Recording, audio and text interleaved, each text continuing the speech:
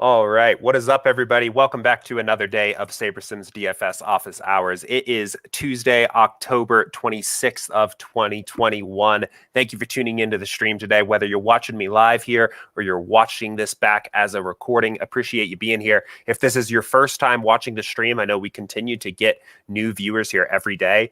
This is a live open Q&A style show where I answer questions from you guys about DFS, about SaberSim, whatever you want to talk about. We do some DFS, more strategy type conversations. We do more instructional kind of product tutorials of how to use SaberSim, whatever works for you guys that day. We've got a 5-game NBA slate tonight, as well as game 1 of the World Series. So I've got a couple small random tickets to the game 1 World Series contest tonight. So I'll actually be diving back into a bit of MLB Showdown tonight, which should be fun here, but happy to answer whatever questions you guys have, whether it's NBA stuff, maybe a little baseball showdown, looking ahead to NFL this Thursday or Sunday, whatever you guys want to talk about. We got a few questions here that have already trickled in through support and through YouTube chat here and through Slack. So we will go ahead and just start answering questions in the order that they come in.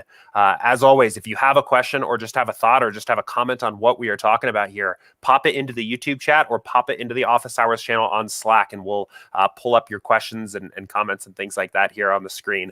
I've turned down my mic a little bit. I hope that's a good volume for you guys. I know there's been times where I have muted myself, so I'm going to try to avoid muting myself here on stream, but I've also been getting some comments from people lately saying that my mic is really loud when it's on full blast. So I turned the mic down a little bit, and hopefully it is a little bit more quiet, a little bit more of a normal volume, so it's not blowing your guys' ears out here on stream. Last note before we keep going here and start answering some questions, I'm still getting a little bit over being sick this past weekend, so bear with me here. May need to take a couple quick breaks here, drink a glass of water to keep my voice with me here throughout the stream between questions or maybe things like that. So otherwise, let's go ahead and start jumping into it here. So we'll pull up the app here, and I'll start with the questions that came in through support. So we'll get to this question that Daniel asked here first. And it's a good question here about top 1% equity in NBA versus other sports. So he said, I've noticed my percent of lineups finishing in the top 1% of contests has been significantly lower in NBA compared to other sports, despite following contest selection guidelines, playing unique lineups, late swapping, etc. Is NBA more difficult to beat than the other sports, or will this even out over more contests? This is a really good question. And what Daniel's referring to here is this concept of top 1% equity, which is something I've talked a lot here about on Office Hours before. It is the idea that instead of measuring your GPP results by something like profit or ROI, which are going to be extremely variant numbers, right? If you're interested, first of all, in why ROI and profit are very high variance, even over big sample sizes, I recommend watching this video on our YouTube channel right at the top. Office Hours Greatest Hits. What does variance look like after 100 slates? This will show you why ROI can have huge swings even with the same assumptions for 100 random slates. But better than that is top 1% finish equity. And what that is saying is if you are outpacing your expectation of top 1% lineups, you're going to be profitable over a long period of time. The average player is going to put 1% of all the lineups they make and enter into contests into the 1%, into the top 1% of those contests, right? If you are putting 2% of your lineups in the top 1% of contests, you are 2 times better than theoretically would be average, right? So this question is why are my NBA lineups coming in lower in the top 1%. I mean, one thing I would say right off the bat is it has only just been, it's really only 6 days. It'll be a week after, well, no, it is a week of slates here for NBA.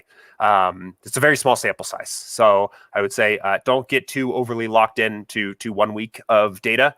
It's a long season here, and there's a lot of slates to play. So it's very likely that it's just a small sample size here. But in particular for NBA, I have noticed something similar in my experience in the past as well.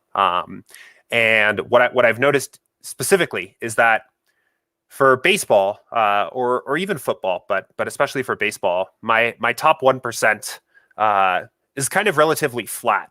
I will outperform my top 1% expectation even on a weekly basis, right? So like taking a week sample size, I may put 1.5% of my entries into the top 1%. And on basketball, it's much spikier.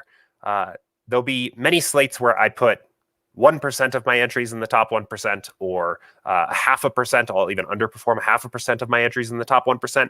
But there'll be a couple slates throughout the season where I put 5 to 10% or more, 20% of my entries in the top 1% of the contest. And I make up a ton of that equity all in one slate. And I think the reason for that is there's a few reasons for that. First of all, in baseball, in a sport that is both higher variance and higher correlation, you have a lot more paths to specific one-off lineups having high upside, right? If you're playing 150 lineups in baseball, you may have exposure to virtually every single team on the slate, and in terms of stacking, right? And because lineups that you are playing are so correlated, your chance of a lineup having a high upside game or a top 1% upside, a top 1% outcome is relatively high, provided that you at least have the right stack in the lineup. It lends itself well to having a small percentage of your lineups overall show up in that top 1% more often, because if you land on the right player, it often means that the rest of the lineup was correlated enough that it just gets there. Let me put this another way. Let's say you have Matt Olson in 3 of 150 of your lineups, and that's 2% of your lineups, right? And he hits 2 home runs, right? And is the best overall hitter on the slate. Well, because those lineups are probably more than likely to have been Oakland A's stacks, and the rest of the A's players are correlated, those lineups then just have a very good chance overall of showing up in the top 1% of your contest, right? Whether they bink or not is probably going to depend on what your minor stack looks like, what your pitchers look like. But having that stack overall in there is just going to add a ton of upside to that lineup overall. Now, let's say vice versa, last night's NBA slate, right? Let's say you had Karl Anthony Towns in 3 out of 150 lineups, right? He was the highest overall scorer on the slate. I think he was necessary to bink. I think he was probably in the optimal. And let's say you just had him in 3 lineups, right? That doesn't necessarily mean that the rest of the lineup would have gotten there, because that player, I mean, Karl Anthony Towns maybe has some very minor positive correlations, but nothing so significant that you could just make an assumption that the rest of the lineup would have the upside to get there. So what ends up ultimately happening is, over the course of the NBA season, if you run an NBA build on any given night, you're typically going to see that most of the time SaberSim is going to lead you to something resembling a core. So let me run this real quick.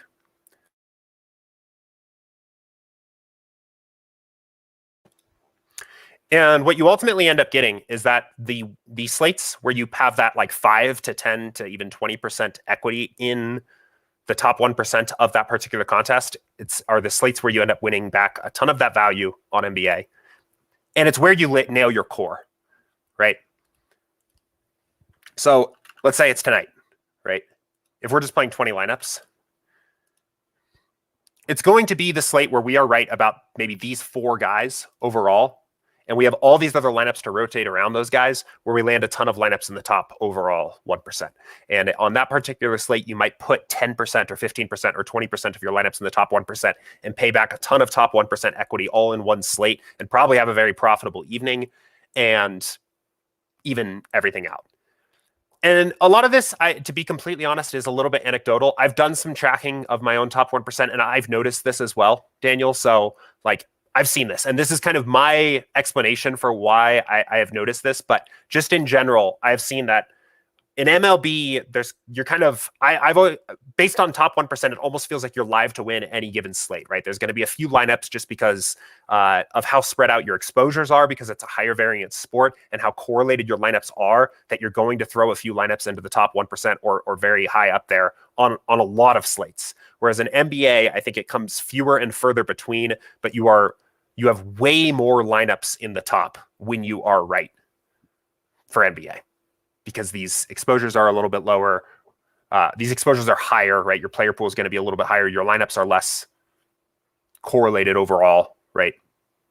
It just makes sense that that when your core of players, your inevitable core of players that shows up, like you get this pretty consistently, unless you manually go in and remove these exposures, right? This is kind of what you get.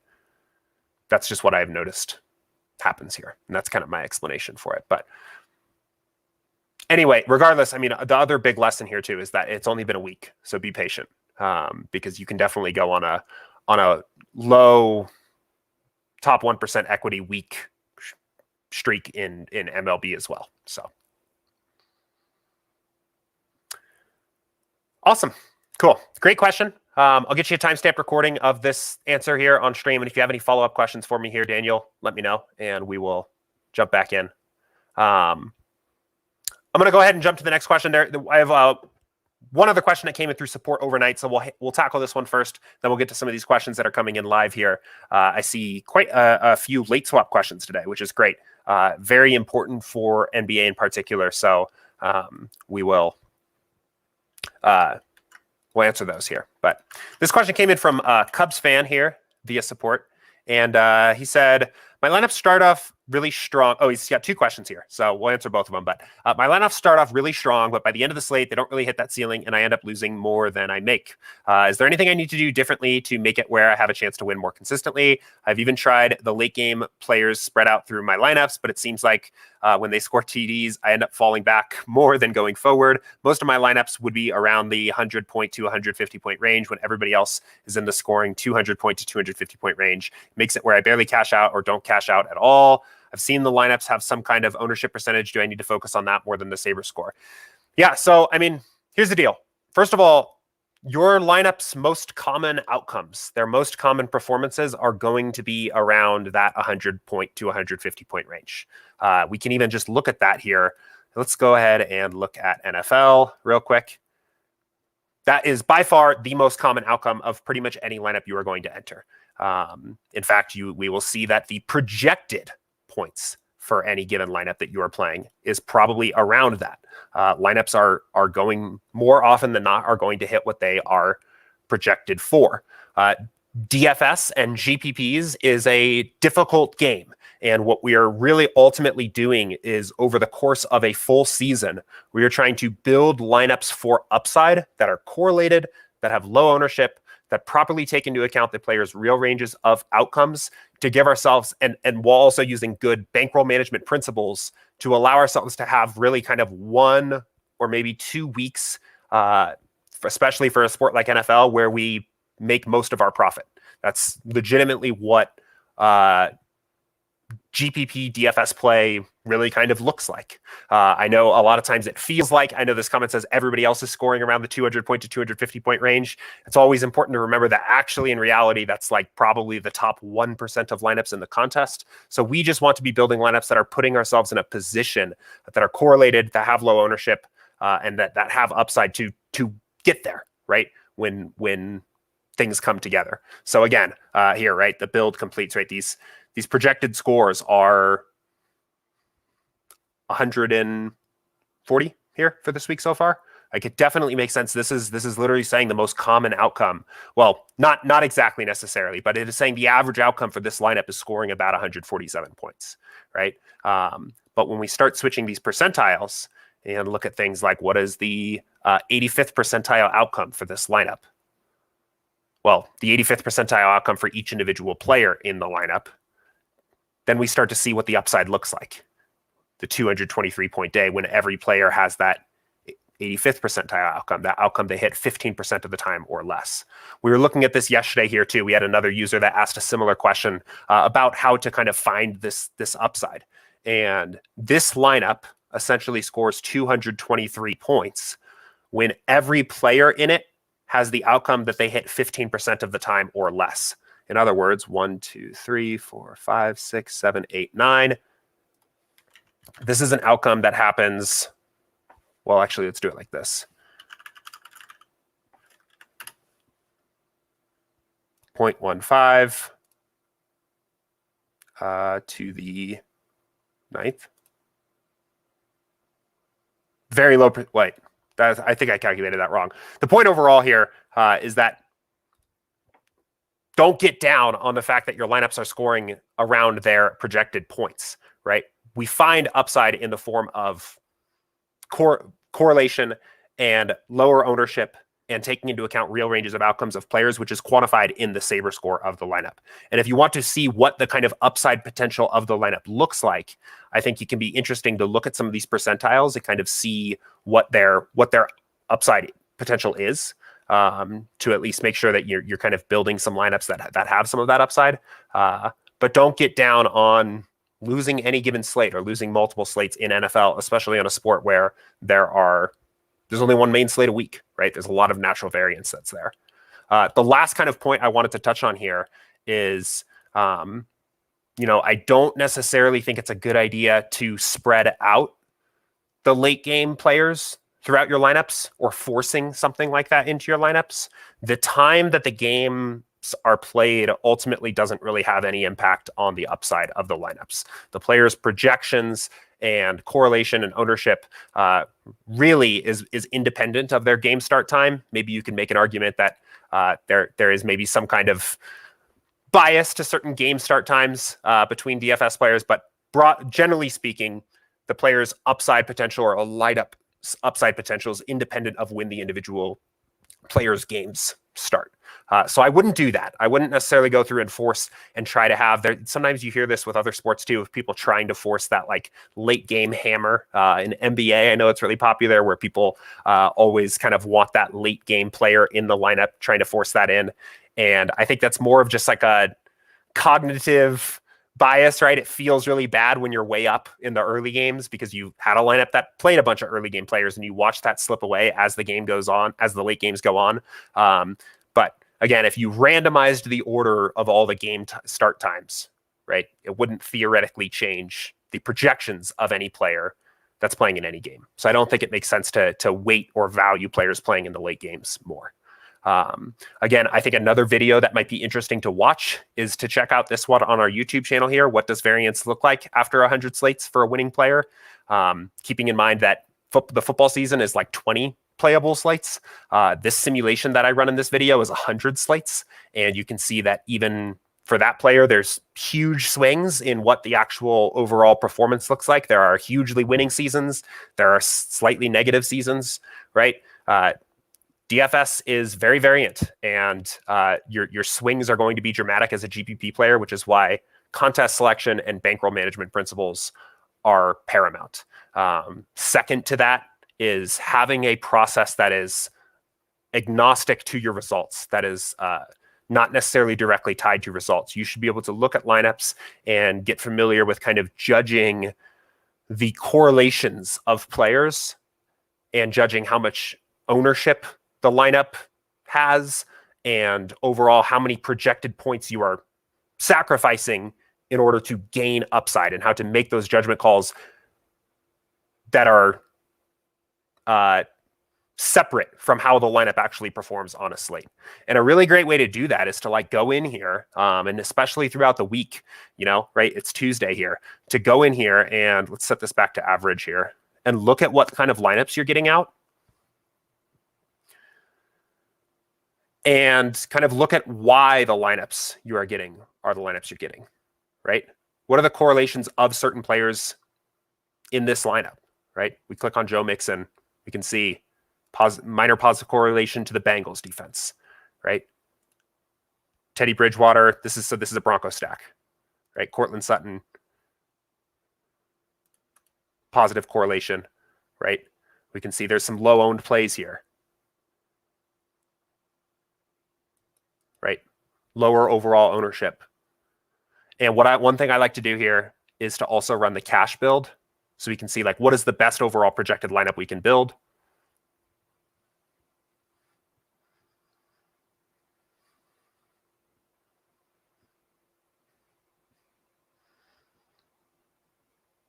So just give this a second here.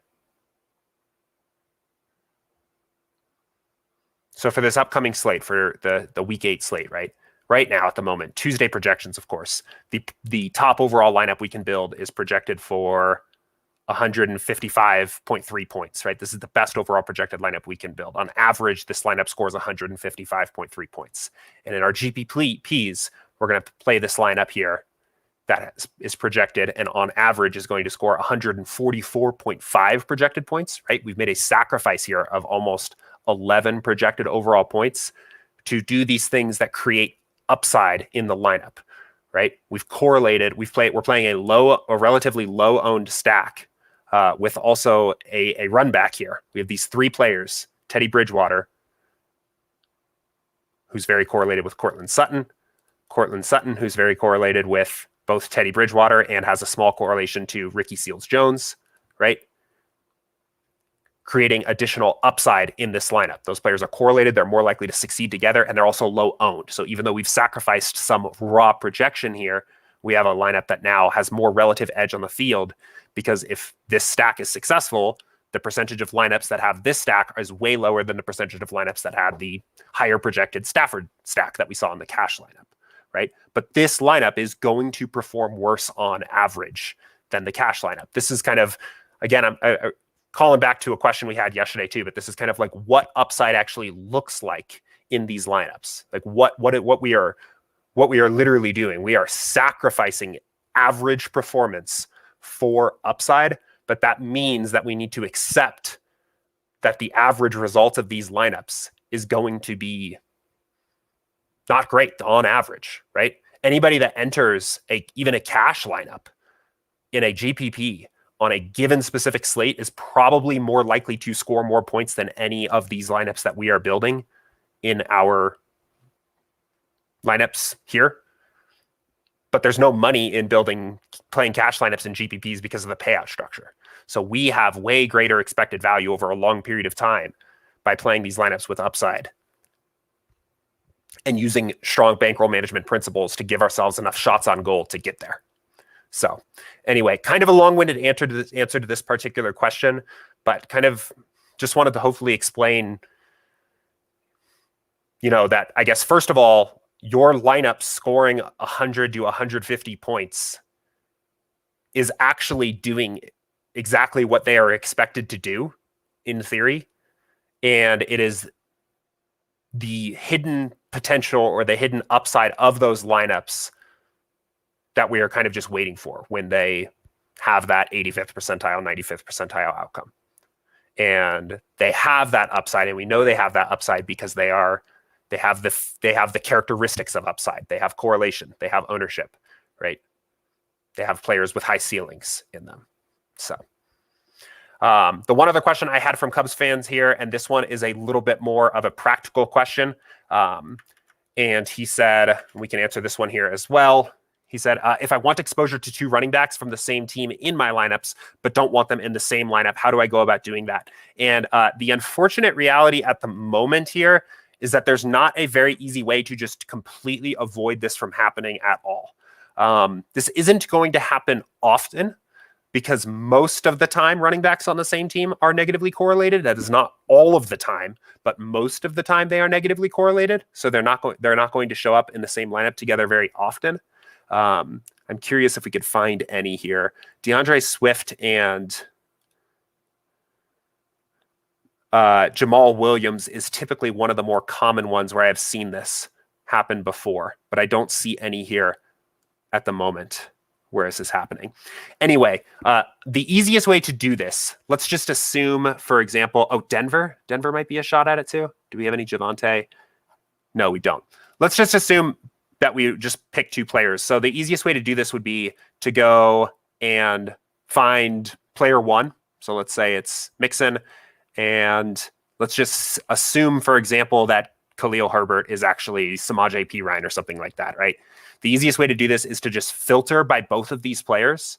So use these plus magnifying glass icons to filter all your lineups by these players, and then uncheck the lineups that include both of them. So we'll remove them from the pool. We can say refill, or refill our lineups back up to 100, and we'll have those lineups removed. So unfortunately, at the moment, there is no way to set like a hard and fast rule to make sure this doesn't happen in any lineups. And there is also no other way to kind of filter by those combinations of players here in step 3, other than just doing it manually, looking at the individual players.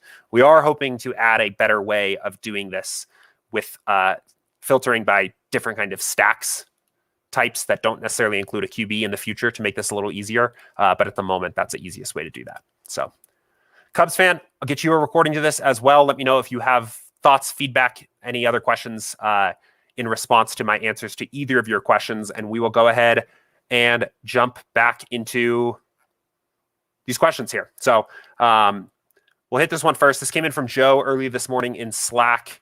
And he said, how much are past injuries taken into account in the sim? If wide receiver 1 was out for 2 weeks and wide receiver 2 had inflated stats for those weeks, would it adjust when number 1 is back? Another scenario, if wide receiver 1 had a nagging injury he played through, does the sim factor that in and adjust as if he's back to 100? So in this first case, right, if you have some receiver that's out, I know, so now he's on forefront of my mind, but Cortland Sutton was out for a little while this season, right? And I think Noah Fant had a particular good string of games while Sutton was out, if I remember correctly, right? We will understand in general that Fant's increased target share or things like that would have come primarily because Sutton was out.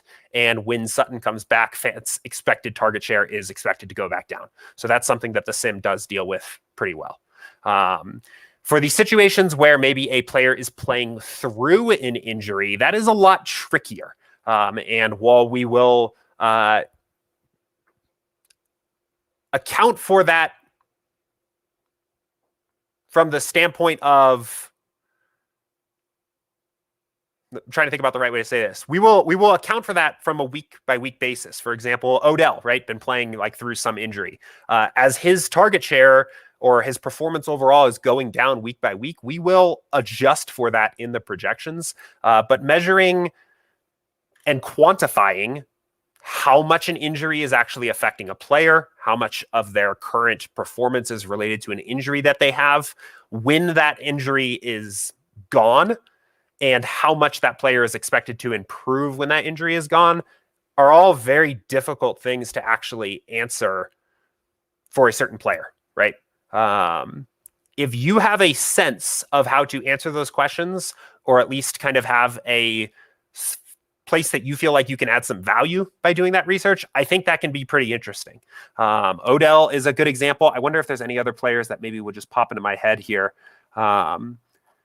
Injuries in general are very difficult to kind of model in that way, especially if the player is just straight up playing through injury, right?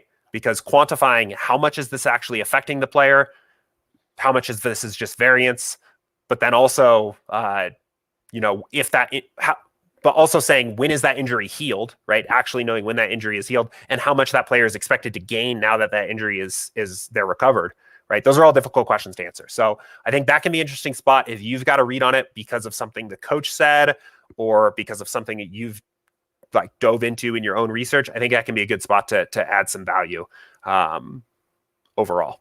So, but for the first one, right, if a player is like legitimately out, we will recognize, that certain things that took place when that player was out were related to that player being out. So, right. Chubb sits out for a week, right? And if Kareem Hunt gets 25 carries, we're aware of the fact that Kareem Hunt was probably not going to get 25 carries when Chubb comes back. So, good questions, though. Cool. All right. So we've got a really great string of late swap questions here. I'm going to answer all of these here, a diverse string of late swap questions. I will call out before we do that, my most recent strategy session here. This was from last Thursday. It's an hour long. Late swap is the biggest edge in NBA DFS in 2021. I tackled most of these questions here in more detail than I'm going to be able to do on this particular show. So I'd recommend going and watching this. We also have one for NFL. So if you go back a little bit here, finding an edge with late swap in NFL DFS, another hour-long video with me and Danny, actually. Definitely recommend watching this too if you're looking at it more from the NFL standpoint. These two videos definitely have a lot of the same themes, little different between the two sports. But I'll go ahead and answer these questions now. But if you're interested in just more detail overall, stepping through like why some of the answers to these questions are what they are, what my actual process for late swap looks like, definitely recommend checking those out. But let's go ahead and jump into this. So this one came in through the Nancy Drew guy here, who left this comment for me at 7:29 a.m. my time. So got this one in early. And he said, what is the purpose of late swap besides, oh, this player is out, I got to get him out of my lineups? Could you go more in depth? Yeah, and this is a really good question. And I think understanding this, particularly for NBA, is crucial to understanding what the biggest edge you are getting out of this is. So the first primary reason for late swap in any sport is exactly what you've described here. I have a player in my lineup who is now not playing, and I don't want a zero because zeros are bad in DFS, and I'm going to remove him from my lineup.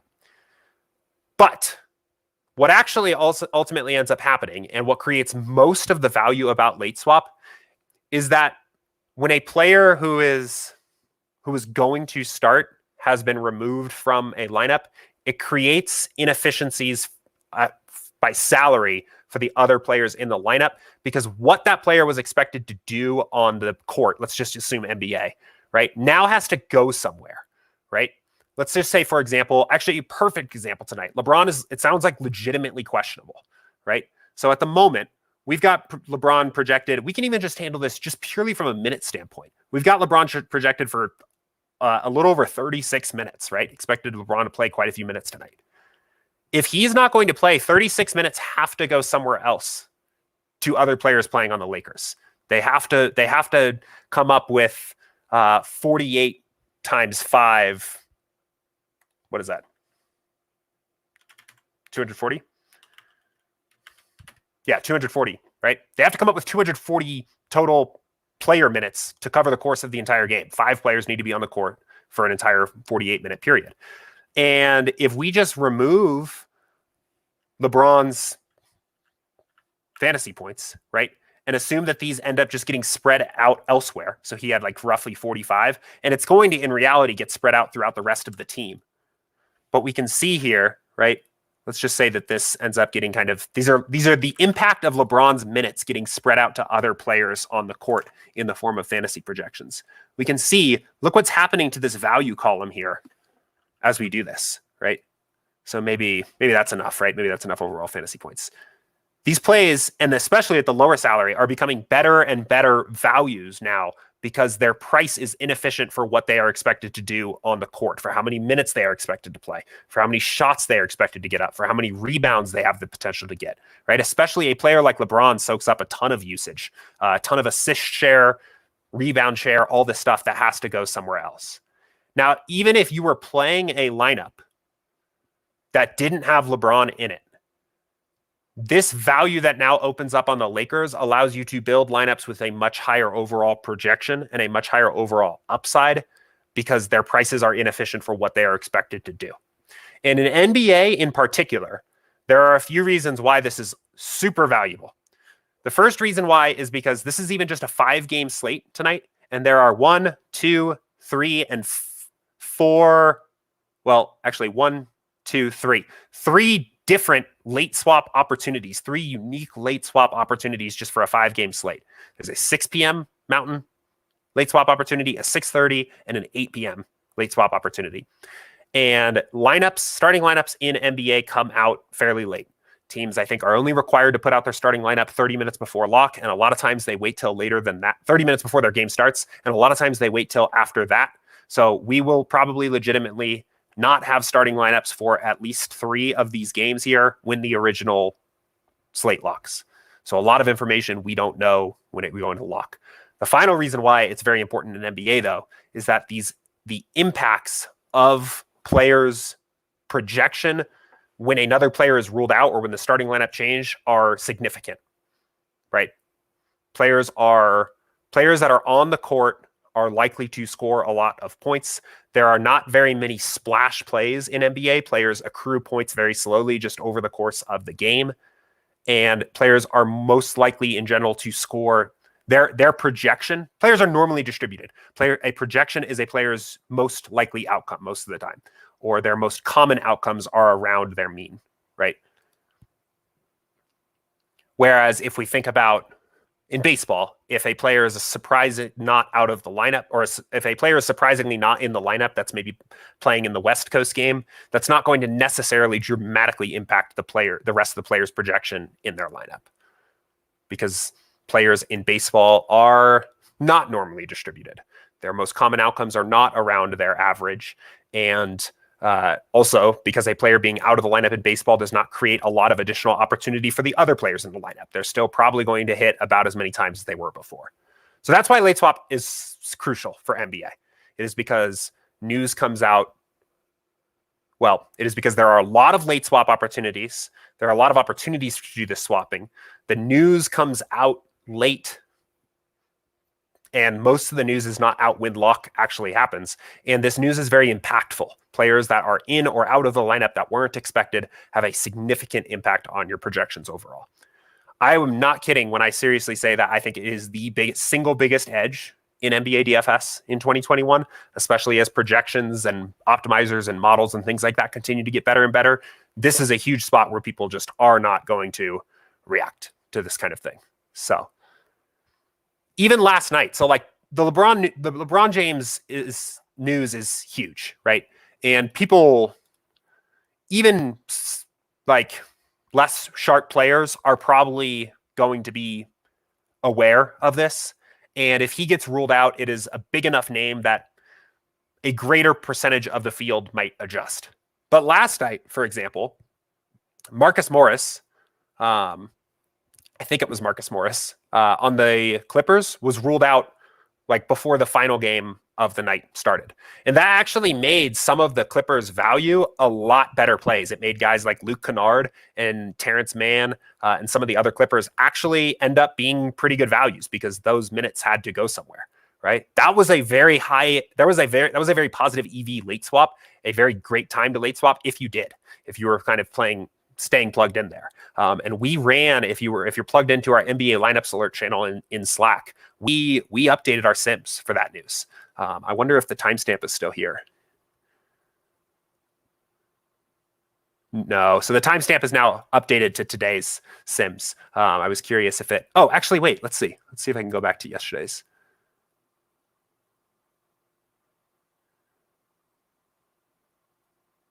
I wonder, yeah.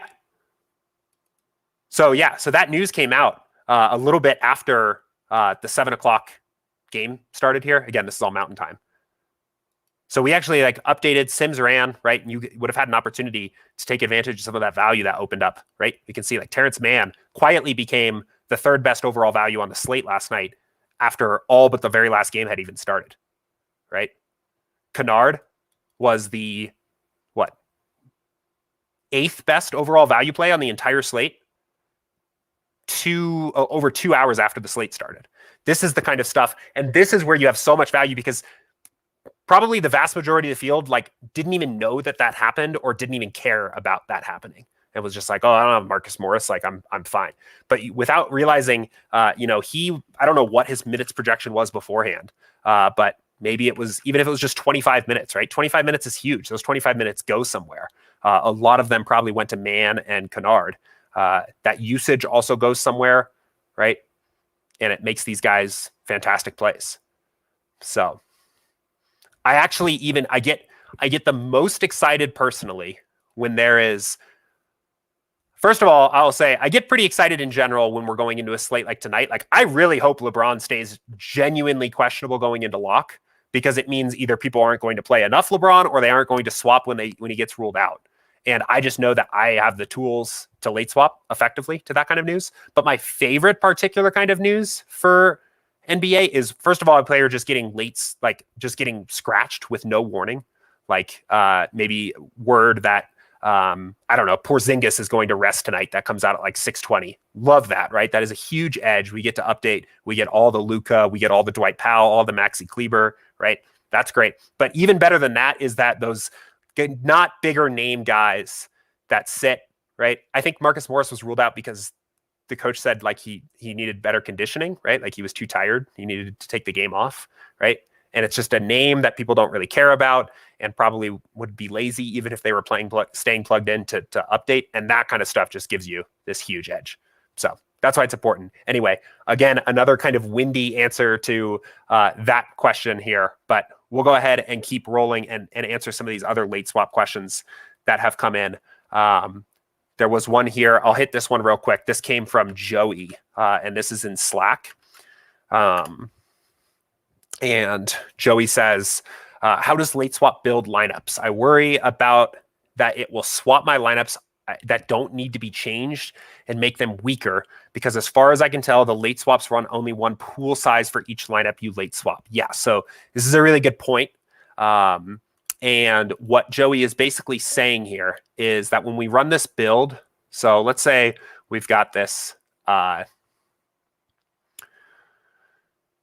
we've got this build. Let's say we were using these 20 lineups, right?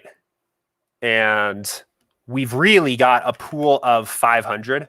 So in theory, there are 25 lineups in our pool for each actual lineup that we're going to play.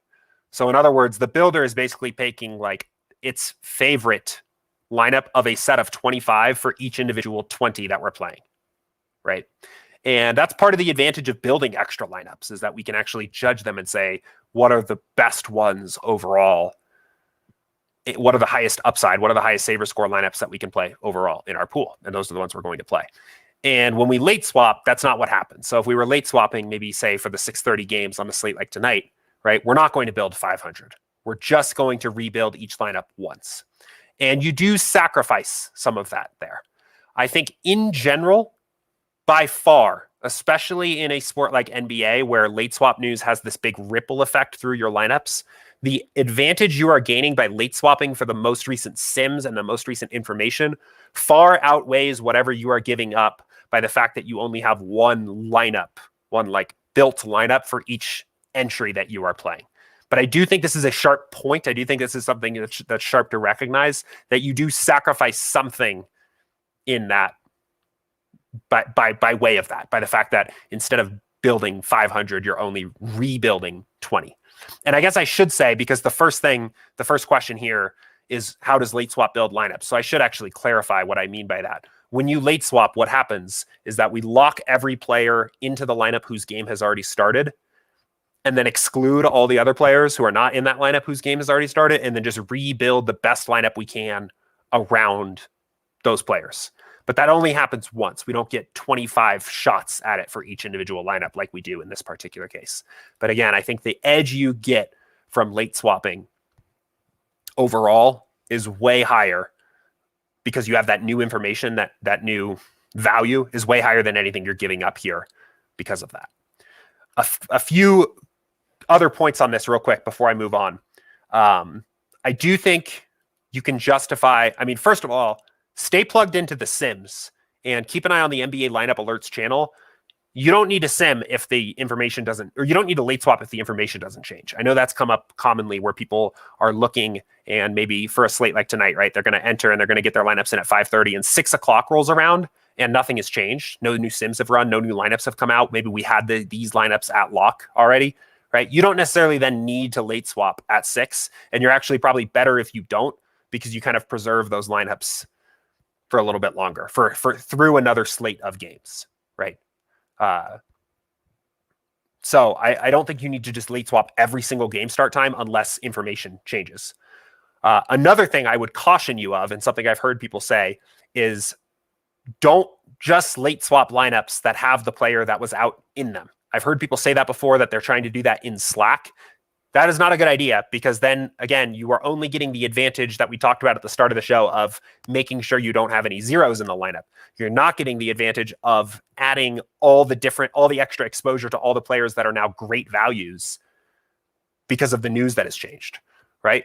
Like if LeBron gets ruled out right before the start of his game, you don't want to just go and find all your LeBron lineups and late swap those. You want to late swap everything so you can get all the Anthony Davis and all the Carmelo and all the Westbrook and then also all these guys, right? Probably some of this Malik Monk and like all these other values that now show up. You want all of that. You want those in all your lineups, right? So don't just late swap the lineups that just have the guy that is out. So, and then finally, the last thing I'll note is, if you are still a little bit concerned about the fact that when you late swap, you're not necessarily going to like have multiple shots at getting the best new lineup, right?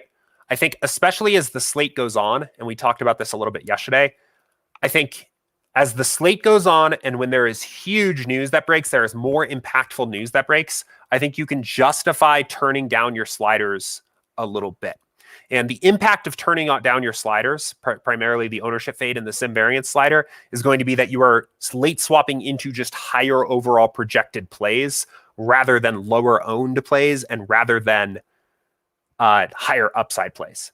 And the reason why you can do this, there's a few reasons why you can do this. One is that the more games that have happened, the more kind of natural upside in the lineup that you have preserved throughout the slate.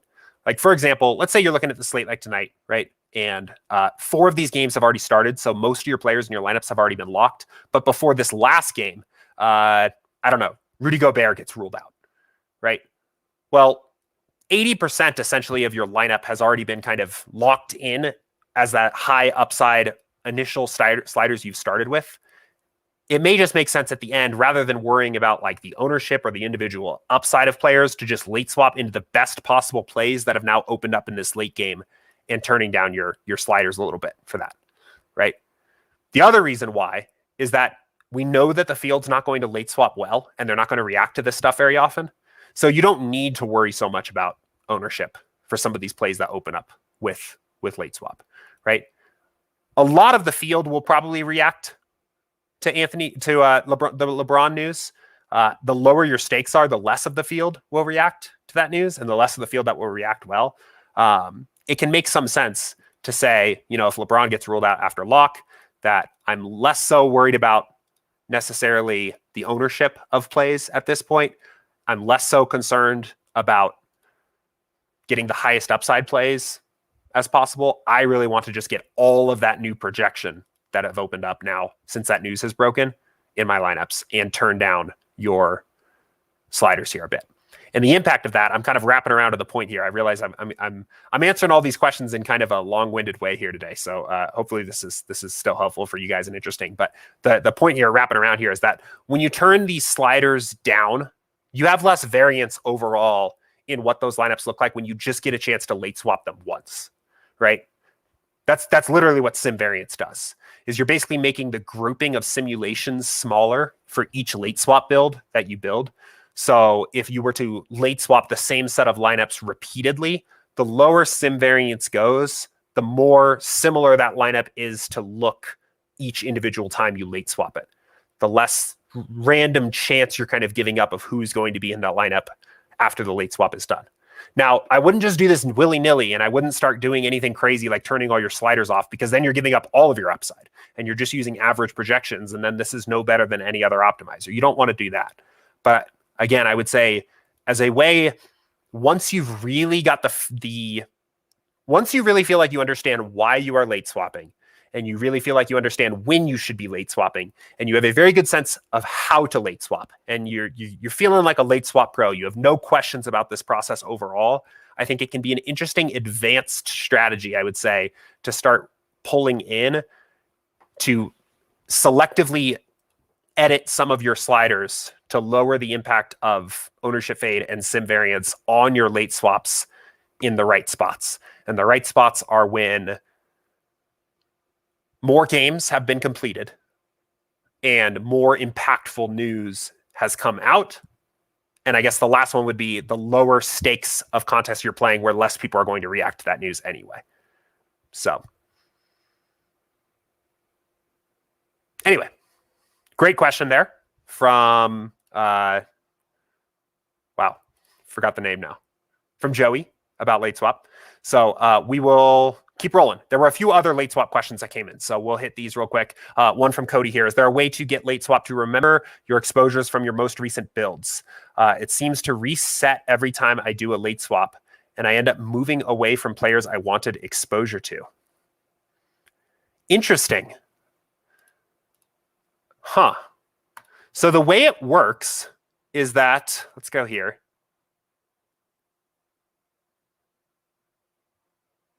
The way it is supposed to work is, let's go ahead and set some exposures here just so we have this in. Let's put Keldon Johnson at 100. And we'll save this, is that it pulls from, oh, let me actually go back here. Oh no, that should work. It pulls from the build you use to fill the lineups. Oh, hang on. I need to even this out.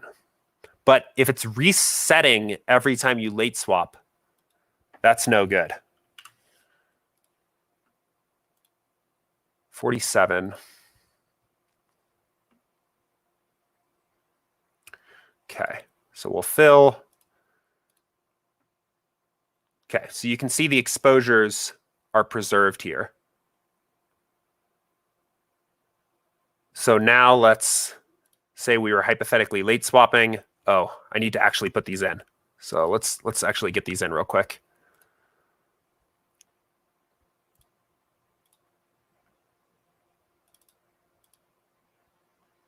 Okay. So now if we late swap 47 lineups.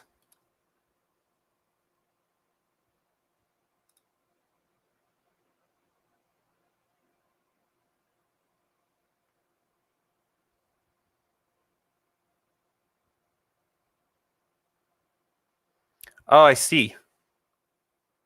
So yeah, I mean, it did maintain our exposures on this particular build, but now the exposures are gone. So should we late swap again?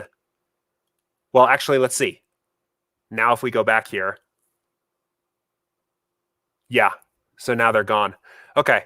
Yeah. Oh, we'll get that fixed. That's not how that should be working. So I will create. I'll create a ticket for us to get that fixed, because that's especially right for NBA. We're going to be late swapping all night, possibly like multiple times. So, yep, we'll get that fixed.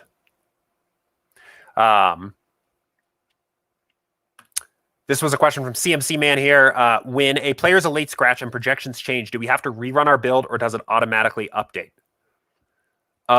Okay, so kind of two ways I can answer this here. So first of all, when you build your lineups before lock, right? So you've got, this is like a before lock build here, right? This is not a late swap build. These are our lineups before lock. This will update every single time we reload the page with the newest projections we have. And it will slightly change the lineups over here, the best lineups that it can find based on the new projections.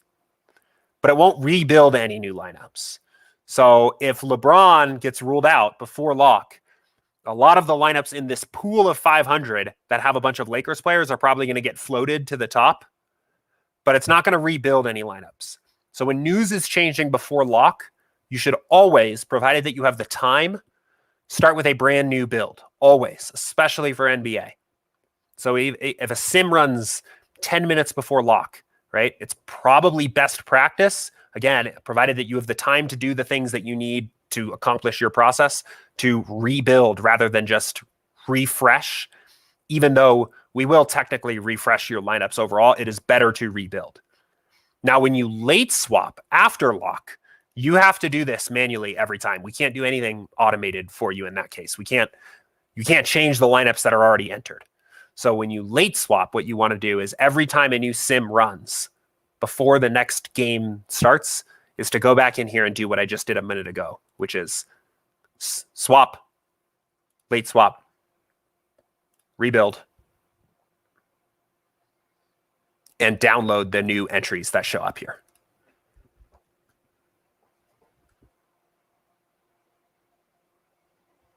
So now we download the new entries. And we go from there.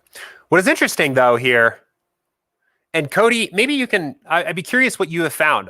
What I just noticed is that when I late swapped that again, even though the exposures were gone, they were still honored here. So I feel like actually what's happening here is that this is actually just a visual thing where you're no longer seeing the exposures, but I actually think they are still being like respected in the late swap builds. I would be curious if you've actually seen in practice that the exposures are actually moving away, like that, or if it just looks like they are.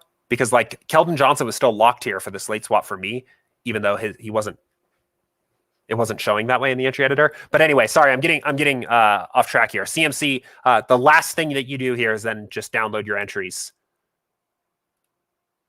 Click this button and upload to DraftKings. So Yeah, either way. So Cody said it very well could be. I don't always have time to go through all the lineups. Yeah, either way, and it's not your job to do that. The exposures should be persistent here through the builds. So we'll figure out what's going on there and make sure that starts working again the right way. But anyway. Cool. Okay, so I think there was maybe a follow-up here from CMC. Quick DK question. Can we mass upload the new late swap lineups, or do we have to manually edit them? So you can do, so when you download this, when you click this button and download here, this will be an entries file that is just ready to upload. You don't need to manually edit anything.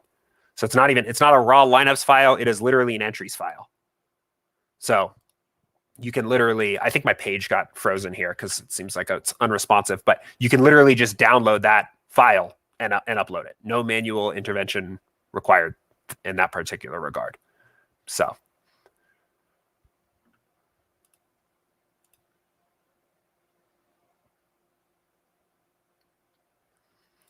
Cool. Okay, I'm going to hit this question here from Jason. Where can I get info on how to best use the prop betting tool for NBA? There's a few resources. I would say there's a very general resource is on our YouTube page. So let me go back here. Let me back up. On our YouTube, if you scroll down to strategy sessions, our very first strategy session we actually ever did here a few months ago now was how to get an edge in sports betting. And this was with Max and Andy. And we talked about here, how to use our sports betting tools, including our main market bets, but also our prop bets. And I think that'd be an interesting video to watch. I would say it's been a while since we've done a betting focused strategy session. So if there's interest in doing like maybe an NBA or even an NFL focused strategy session, we can definitely get one of those on the schedule here soon to talk about overall betting strategy. We can focus on props too. Whatever would be useful. Otherwise, I would say, a few tips that I can give you overall for betting props. Of the best ways to do this is trying to think about how I would start here, because you've got a lot of the one thing that is, I think, a little bit understandably difficult to use with the tool right now, and something that we want to improve is that you have to kind of do all this searching yourself. So it can be a little bit tricky overall. Here's what I would recommend doing is if I was actually coming up with a brand new NBA prop betting tool from scratch, is I would try to get access to multiple different books. First of all, is if you can get, even maybe just start with DraftKings and FanDuel is a great place to start. Those are available in a lot of different places. That's 2 at least. But you can add in more from there. And if you have maybe access to, I don't know, there's a ton of them out there, but I have access here in Colorado. I have like MGM and Caesars and who else? PointsBet. I have a ton of different books. Get access to a few different books. And then what I would do is compare lines maybe for a particular game between the books and start there from a line shopping standpoint.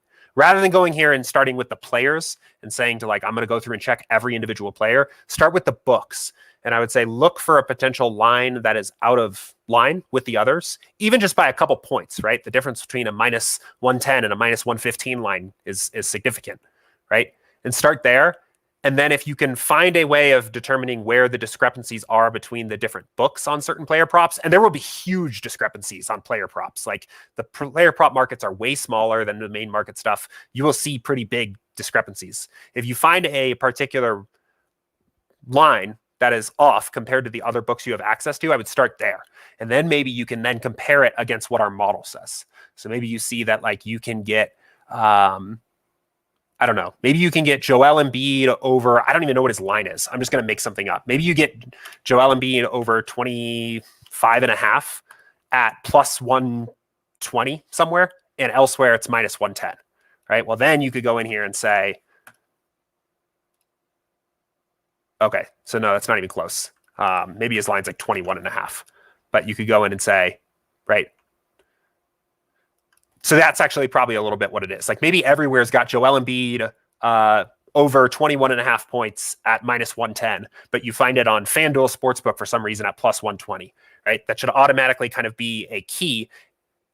Like, okay, something might be off here. I'm going to now go check that against the SaberSim model and verify that, yes, okay, that's a good bet. Yeah, it makes sense if the implied odds are -102, that like with the VIG, other books have it at -110, and I'm going to then make my bet here. And that would give you a way of kind of identifying a few plays in a way that is a little bit easier than like going through every single player on the slate and trying to accomplish this. That's how I would start. That's how I would do this.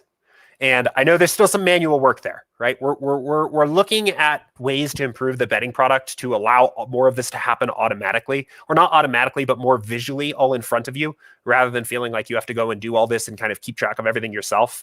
Because I know right now, while the calculator itself is very powerful because the sims are very powerful, right? The model itself is very good. We definitely recognize that like this presentation does leave something to be desired here,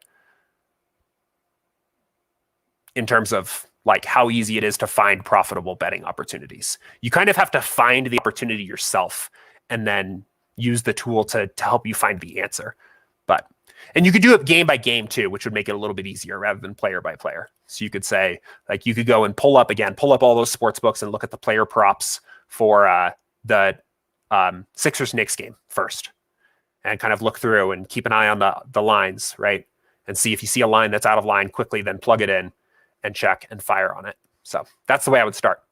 But again, in the meantime, I would watch this video. It's an hour long. It's a good intro to how to use our tools for betting for all sports, but NBA included. And then if there's interest in us doing like an NBA betting content video, we can definitely get one of those on the schedule. So let's see. Cody said, help me feel better about myself. If I spend around 100 a slate and fairly consistently win between 70 to 100, then I'm doing pretty well. I should stick to the process and wait for a big day. Yeah, no, that is entirely, I think that is very much what things look like for the average GPP player. You bink or bleed, right? Is the old saying. Is you are generally just to the rake, right? Well, actually, like not even just the rake, right? We are literally sacrificing average. Even if contests were rake free, it would probably still be the expectation that you would kind of lose until you won, because we are sacrificing some average projected points. We are sacrificing what the lineups do on the average to gain upside, because all the money's at the top, right? And we sacrifice more, the more money is at the top.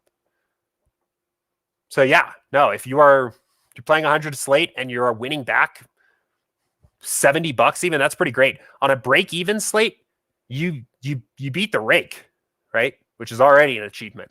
But you probably had actually a pretty legitimate sweat somewhere in there, and maybe you didn't even realize it if you're breaking even with the 16% rake, or 15, anywhere from 12 to 16% rake. That's tucked in there.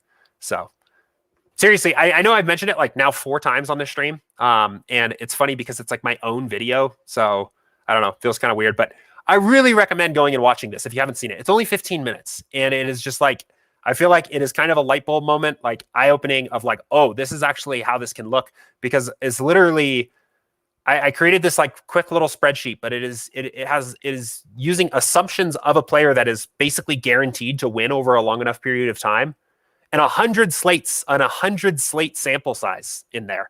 And it just goes to show you how much natural variance there is and how easy it is to lose even over the course of an entire season when you are still a winning player. So go watch this. Especially, I watch this every single time I'm on a losing streak, and it's my own video, just because it's just helpful. It's very grounding. Reminds you of like what the swings look like. So if you haven't seen it already, please go watch this.